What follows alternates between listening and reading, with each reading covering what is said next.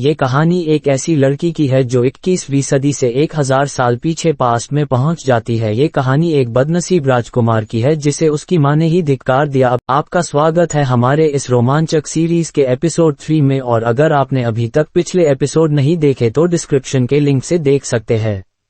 तो एपिसोड 3 की कहानी वहीं से शुरू होती है जब एथ प्रिंस और वांग सू एक दूसरे के सामने तलवार लिए खड़े होते हैं और हेसू वांग सू के कब्जे में होती है। हेसू को बचाने के लिए एथ प्रिंस वांग सू से कहता है कि हेसू की इसमें कोई भी गलती नहीं है, इसलिए उसे प्लीज छोड़ दो, जिस पर वांग सू कहता है कि इसके कारण वो हमलावर मेरे हाथ से निकल गया है। हेसू भी कहती है कि वो रास्ता भटक जाने के कारण यहाँ पहुँच गई, लेकिन वांग सू कहता है मैं तुम्हारी बात का विश्वास क्यों करूँ, मैं तो तुम्हें ढंग से जानता तक नहीं। अब एथ प्रिंस अपनी तलवार नीचे फेंक देता है और कहता है कि महल के सैनिक चारों तरफ फैल गए हैं और जल्द ही वो किसी दूसरे हमलावर को भी ढूंढ लेंगे और तुम्हें सच का भी पता चल जाएगा, इसलिए तब तक के लिए उसे जाने दे। वांग सू इस बात को मान लेता है और हेसू को छोड़ देता है। हेसू काफी डरी हुई थी, लेकिन वो फिर भी एथ प्रिंस को बताती है कि उसने जंगल में कई सारे लोगों को देखा है जिन्होंने भी बिल्कुल उन हमलावरों की तरह ही मास्क लगा रखे थे, पर उनके मालिक ने उन सबको मार दिया और यही देख मैं डर कर वहां से भागी थी। एथ प्रिंस और वांग सू जब वहां पर पहुंचते हैं तो वहां उन्हें कोई भी नहीं दिखता, यहां तक वहां पर किसी की लाश भी नहीं होती। ये देख वांग सू कहता है कि कहीं तुम झूठ तो नहीं बोल रही हो। तभी एथ प्रिंस को वहां पर खून के धब्बे दिखाई पड़ते हैं, जिससे उन्हें यकीन हो जाता है कि उनके आने से पहले यहां पर लोग थे जिन्हें अभी हटा दिया गया है और हेसू बिल्कुल सच कह रही थी। इसके बाद वांग सू फिर से हेसू पर गुस्सा करता है कि तुम्हारे कारण ही वो आखिरी हमलावर मारा गया जो बता सकता था कि इस साजिश के पीछे कौन है।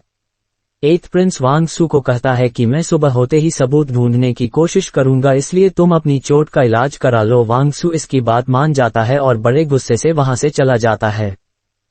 इसके बाद डरी हुई हेसू जोर जोर से रोते हुए कहती है वांग सू का मैंने क्या बिगाड़ा है, वो जब भी मुझे देखता है तो कहता है कि मुझे मार डालेगा। उसने उस हमलावर को भी कहा था कि मुझे मार डाले, मैं तो सिर्फ उसकी खोई हुई पिन लौटाना चाहती थी। एथ प्रिंस हेसू को संभालता है और उसे घर चलने को कहता है। इसके बाद हम क्वीन वू को देखते हैं जो कि अपने प्लान के फेल होने के कारण काफी परेशान थी। वहां पर थर्ड प्रिंस भी आता है और रानी से कहता है कि मैंने सारे सबूत मिटा दिए हैं और कोई भी हमलावर जीवित नहीं बचा जो ये खुलासा कर सके कि इस साजिश के पीछे हमारा हाथ था। रानी कहती है कि आज वांग सू की वजह से हमारा प्लान फेल हो गया, इसलिए अब से हमें उस पर भी कड़ी नजर रखनी पड़ेगी और जल्द से जल्द उसे यहाँ से वापस भेजना होगा। और आगे वो कहती है कि गोरियो देश का राजा उसके ही किसी एक बेटे को बनना होगा ताकि सत्ता उसके नियंत्रण में आ जाए। इसके बाद हम वांग सू को देखते हैं जिसके हाथ में काफी चोट लगी थी, इसलिए उसे मलहम लगाने के लिए वहां प्रिंसेस यून हवा आती है। यहां से हमें पता चलता है कि प्रिंसेस वांग सू को पसंद करती है। वो इसके घाव की पट्टी करती है और कहती है कि अब आपको शिंजू में रहना छोड़ देना चाहिए। इसके बाद वो वहां से चली जाती है। इधर म्यूंग भी हेसू को डांट रही होती है कि तुम उस जंगल में क्या करने गई थी। तब हेसू उसे झूठ कह देती है कि वह रास्ता भटक कर जंगल में खो गई थी और कुछ लोगों ने उस पर हमला कर दिया। एथ प्रिंस बताता है कि ये वही लोग थे जिन्होंने क्राउन प्रिंस पर हमला किया था। हेसू कहती है कि आज तो मैं बाल बाल बच गई वरना मेरा काम तमाम हो जाता। ये सुन के एथ प्रिंस की भी हंसी निकल जाती है। म्यूंग ही फिर एथ प्रिंस से माफी मांगती है क्योंकि उसकी बहन के वजह से उसे भी इतना सब कुछ झेलना पड़ रहा है, लेकिन एथ प्रिंस कहता है कि वो हेसू के कारण बिल्कुल भी परेशान नहीं है, बल्कि हेसू तो सबको अपनी हरकतों से खुश कर देती है। वो कहता है कि हेसू काफी चंचल और अनोखी है। यहाँ पहली बार म्यूंग ही को एहसास होता है कि शायद एथ प्रिंस के दिल में हेसू के लिए भावनाएं आ रही है। इसके बाद हेसू कहीं जा रही होती है, तभी उसे वहां वांग सू दिखता है जिसके डर से रायोंग वहां से चली जाती है। हेसू घबराते हुए कहती है कि मैंने वहां जो भी देखा था वो सब पहले ही बता चुकी हूं, लेकिन वांग सू को इस पर विश्वास नहीं होता और वो इससे जबरदस्ती सवाल पूछने लग जाता है। तभी एथ प्रिंस आकर वांग सू को रोक लेता है। इतने में ही हेसू को याद आता है कि उन हमलावरों के मुखिया जिसने उन सबको मरवा दिया था उसने फर वाले कपड़े पहने थे। ये सुन वांग सू को समझ आ जाता है कि शायद इस साजिश के पीछे उसके बड़े भाई थर्ड प्रिंस का हाथ है, इसलिए वो हेसू को कहता है कि उसने जंगल में जो कुछ भी देखा उसे भूल जाए। एथ प्रिंस भी हेसू को कहता है कि उसका सब कुछ भूल जाना ही अच्छा होगा वरना उसकी जान को भी खतरा हो सकता है। अब हेसू जब जाने लगती है तो वांग सू कहता है कि अगली बार से कभी भी मेरे सामने मत आना, जिस पर हेसू पूछती है कि मैंने ऐसा कौन सा पाप कर दिया है, क्या एक अच्छी जिंदगी जीने की इच्छा रखना इतनी बड़ी गलती है, क्या मुझे जीने का बिल्कुल भी हक नहीं है। वांग सू उसकी बातों का जवाब दिए बिना ही वहां से चला जाता है। इसके बाद हेसु एथ प्रिंस से पूछती है क्या वो ठीक है, क्योंकि उसने आज एक इंसान की जान ली थी। जिस पे एथ प्रिंस कहता है राजकुमारों के लिए ये आम बात है, हमें अपने लोगों को बचाने के लिए ऐसे हमलावरों का सामना करते रहना पड़ता है। इसके बाद हेसु कहती है कि वो आगे से अपना ख्याल रखेगी और ऐसी मुसीबत में दोबारा नहीं पड़ेगी। अब कल किंग तेजो क्राउन प्रिंस पर हुए हमले की तफ्तीश कर रहे होते हैं। जिमोन कहता है कि सारे हमलावर मारे जा चुके हैं और उन्हें अभी तक कोई भी सबूत नहीं मिल पाया है। किंग तेजो फिर वांग सू से पूछता है कि तुम्हें अपनी जान खतरे में डाल के क्राउन प्रिंस की जगह लेने की क्या जरूरत थी, जिस पर वांग सू कहता है कि क्राउन प्रिंस ने मेरी जान आज से 15 साल पहले बचाई थी, इसलिए मैं क्राउन प्रिंस के हमलावरों को अपने हाथों से पकड़ने की इजाजत चाहता हूं। किंग तेजो भी उसे इसकी आज्ञा दे देते हैं। इससे वांग सू भी खुश हो जाता है क्योंकि वो इस वजह से महल में कुछ और समय तक रह सकता है। अब यहाँ सभी राजकुमार आपस में बातें कर रहे होते हैं। तभी एथ प्रिंस थर्ड प्रिंस से पूछता है कि कल रात को तुम भी हमलावरों के पीछे गए थे, क्या तुम किसी एक को भी पकड़ने में असफल रहे? जिस पर थर्ड प्रिंस कहता है मैं हमलावरों के पीछे गया तो था, लेकिन मैं अपना रास्ता भटक गया जिसके कारण वो मेरे हाथ से निकल गए। अब वहां पर किंग तेजो पहुंचते हैं जो 10th प्रिंस के चेहरे पर लगे चोट को देखते हैं जो कि हेसु के मारने से लगे थे। राजा पूछते हैं कि तुम्हें ये चोट कैसे लगी।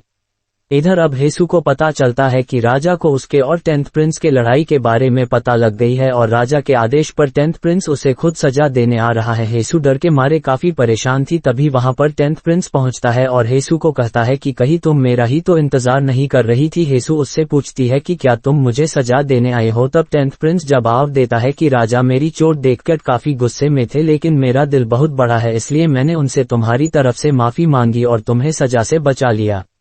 हेसु इसके लिए उसे थैंक यू बोलती है। वो इसके हाव भाव देखकर सोचती है कि कहीं इसे मुझसे प्यार व्यार तो नहीं हो गया है। तभी 10th प्रिंस कहता है कि तुम्हारे जैसे आज तक किसी लड़की ने मुझे ट्रीट नहीं किया और तुम्हारी यही बात मुझे पसंद है। हेसु कहती है कि तुमने मुझे सजा से बचाया है, इसलिए तुम मुझसे अब मिलने आ सकते हो। ये सुनकर 10th प्रिंस को भी लगता है कि हेसु उसे पसंद करती है।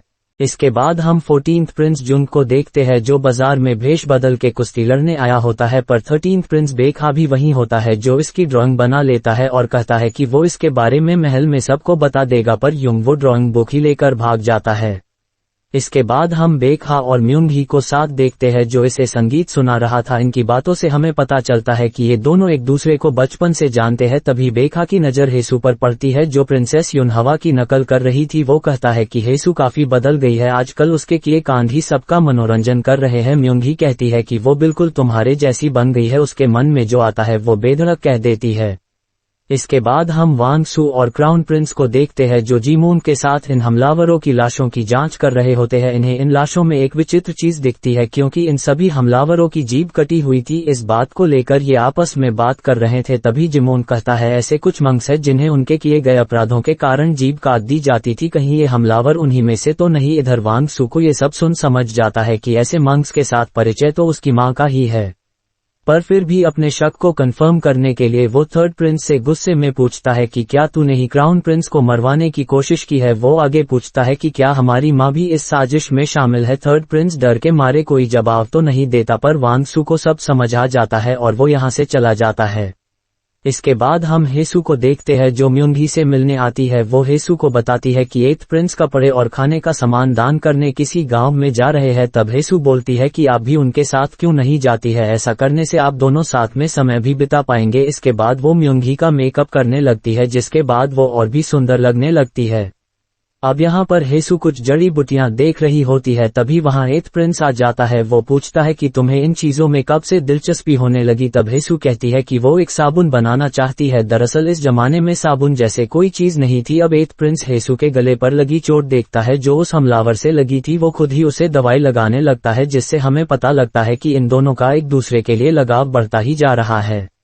इसके बाद रात को हेसु उस पत्थरों के पिरामिड वाली जगह पर जाती है और अपनी मां को याद करते हुए कहती है कि वो ना चाहते हुए भी 8th प्रिंस के तरफ खींची जा रही है, जबकि वो जानती है कि ऐसा करना गलत है, पर वो खुद को रोक नहीं पा रही। अब जब वो घर जा रही होती है तब उसे वांग सू दिखता है जो कि बहुत परेशान और किसी सोच में डूबा हुआ था।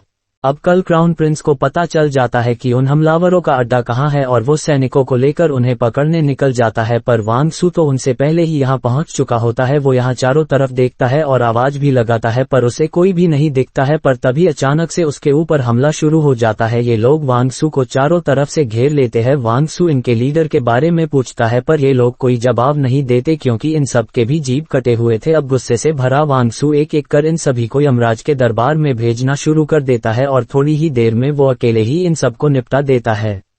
अब अंत में इन हमलावरों का लीडर भी उसके सामने आता है। वो वांग सू से पूछता है कि क्या तुम्हारी माँ ने तुम्हें यहाँ भेजा है। ये सुनते ही वांग सू समझ जाता है कि ये सारी साजिश उसकी माँ की ही थी। इसके बाद वो इसे भी ये कहते हुए मार देता है कि तुम मेरी माँ के लिए जी रहे थे तो अब उनके लिए मरो भी। इसके बाद वो यहाँ आग लगाकर चला जाता है ताकि उसकी माँ के खिलाफ कोई सबूत ना बचे। जिमोंग और क्राउन प्रिंस जब यहाँ पहुँचते हैं तो देखते हैं कि ये जगह तो पूरी तरह जल चुकी है और यहाँ से अब उन्हें कोई भी सबूत नहीं मिलेगा। वो सोचते हैं ऐसा किसने किया होगा। इसके बाद हम क्वीन वू को देखते हैं जो रात में सोते हुए किसी को देखकर डर जाती है। ये और कोई नहीं बल्कि वांग सू होता है जो पूरी तरह खून से रंगा हुआ था और बहुत खतरनाक दिख रहा था। और यहीं पर एपिसोड 3 समाप्त हो जाता है। अगर आपको वीडियो अच्छी लगी तो लाइक करें, चैनल को सब्सक्राइब करें। मिलते हैं नेक्स्ट एपिसोड में, तब तक के लिए धन्यवाद।